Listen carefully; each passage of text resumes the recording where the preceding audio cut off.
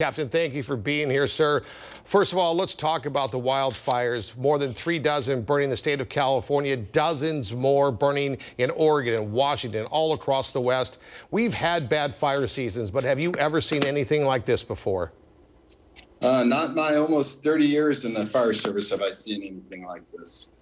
Is there any obvious cause of this? I mean, I know that we're talking about climate change a lot, but is there other causes that you think that could have sparked this many fires of this magnitude? So many. The diversity of these fires are everything from accidental to intentional to nature. But the one thing that isn't common is the dryness throughout the entire West Coast. That's contributing to the ease of these fires starting and growing to large scale. Right. Let's talk about the ones closest to home, the Dorado Fire. Of course, we've been following that closely since Saturday. Wholly predictable. I mean, our weather guy was saying last Friday, is like, if anything happens at all, we're going to end up with a huge brush fire. And sure enough, by the next morning, a ridiculous gender reveal sparked what could be the largest fire in our area for years. Tell us what you know about the Dorado Fire. Yeah, the Dorado, like stated, is one of the largest ones we've had in years. Currently, it is at 12,610 acres. That was around approximately 11 a.m. the last time they did it. About 23% contained. No current evacuations within the county of Riverside. There is some alerts and some evacuations within Cherry Valley parts of it. All right. And Mother Nature, sort of a mixed bag for us, right? When the winds first picked up, sort of exploded the fire, but now is almost burning towards the burn scars from the apple fire, and obviously that's going to work to our advantage. What can you tell us about where the fire is currently headed? Like you stated, currently headed right to the previous burn scars and a little more in another direction. But we have had some wind changes. We did have some Santa Ana winds yesterday with gusts. They were predicting up to 55 miles an hour. Luckily, we did get lucky on that one. They weren't as severe as they thought. But we did have a wind change. It went back in another direction. Now it's going back in the normal direction again, the east. Right. You and I were talking earlier about the Oregon fires. Your daughter's up there, which is, of course, of a concern for you. But you said that these fires in Oregon are unusual for a different reason. Tell me about the fires in Oregon and why you find them so concerning, besides the fact that your daughter's there. Right. Besides, yeah, stating the obvious. The difference up there is the terrain.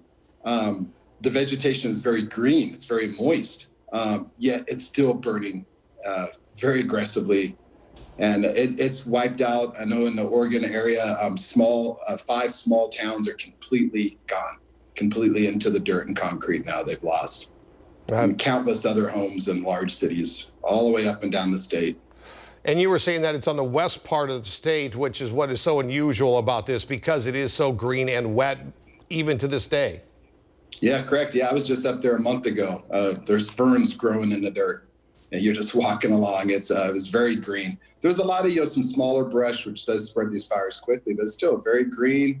A lot of ferns. I was really surprised to hear something like that. That Oregon has never ever dealt with anything to this magnitude. Yeah.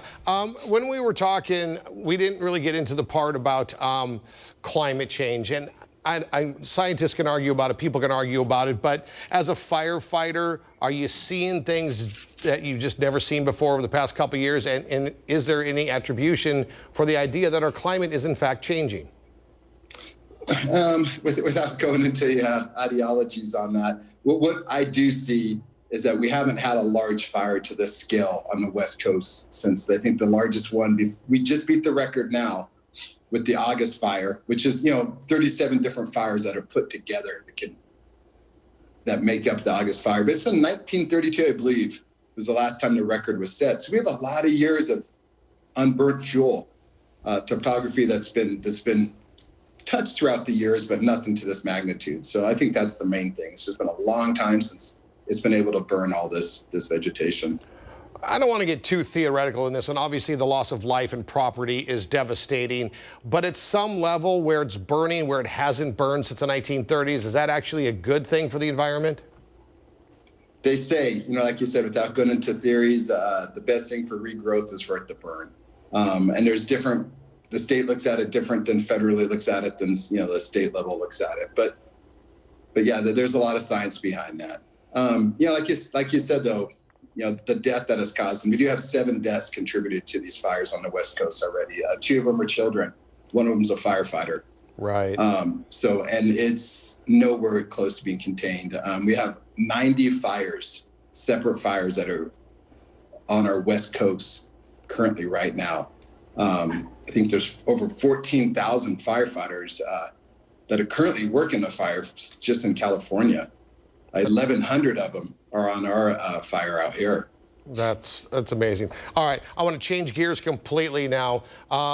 You're also in charge of a local commemoration of the 9/11 attacks that will happen tomorrow morning. What can you tell us? And I know people can't really participate, but what can you tell us about what the fire department's going to do to honor those lost on 9/11? Yeah, it's since 2015 we've done this ceremony. We got a lot of pride in it. We had one of our own firefighters, Engineer Roland Cook, that went over there. He spent 11 days after 9/11. So we have even a personal touch besides the 343 firefighters we lost. So since 2015 we've been doing this ceremony. It took us, I think, 5 to 7 years of preparing this 911 tribute. That's on El Cielo at our Station 442, our headquarters. And we even have a large piece of steel that's from one of the Twin Towers that we have set up out there. We have it's a great little tribute. But anyway, we've always opened it up to the public. This year, as we're navigating continually through this COVID pandemic, we're unable to invite anybody. So what we want to do is, like you offered, to come out and give all our citizens, everyone in the Coachella Valley, the opportunity that they would have lost this year. But because of good people like you, they're going to be able to watch it live and throughout the day. But what it is, we're going to have a moment of silence at exactly 5:46, and that's when